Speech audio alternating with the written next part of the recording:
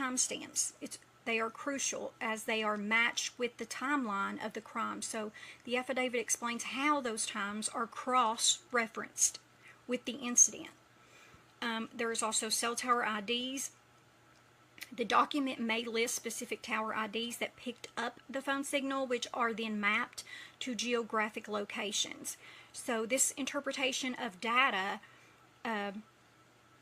gives a proximity to the crime scene. So the affidavit explains that the timing data shows the suspect's phone was active within a geographic area that includes or is very close to the crime scene. So continuity of signal. It may also detail how the phone remained connected to towers in a consistent pattern, suggesting that the phone, and by extension of its user, did not move far from the critical area during the time of the crime scene, or the crime. So it also has reliability and limitations.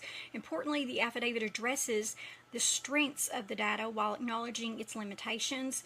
Example, the inherent imprecision compared to GPS data and how those limitations are mitigated through cooperating with other evidence. Also, the implications for the case.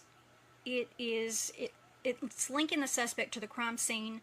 The timing data becomes a vital piece of evidence because it provides an objective record that places Kohberger in the vicinity of the crime scene at the relevant time, or lack thereof. Now, I'm not saying that Kohberger is the individual. I'm just saying, in this instance, what we're discussing. So it would or would not place him there. So, sorry if I misstated that, but it is either, for example, if he did, Kohberger, it would place him in the vicinity of the crime at the relevant time. So this can significantly impact the narrative presented by the prosecution. It can strengthen the prosecution's argument when combined with other forensic evidence, such as the physical evidence or the witness testimony.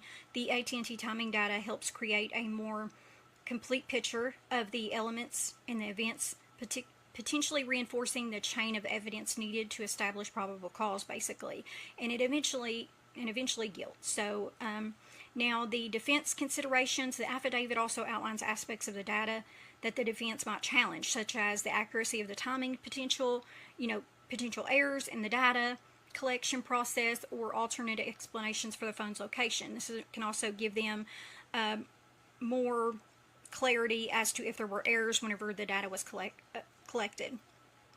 So this gives some explanation for the phone's location data. Understanding these points helps both sides prepare for the courtroom arguments, basically. So there's a lot to a case. So depending on what case you have and what it involves, you could be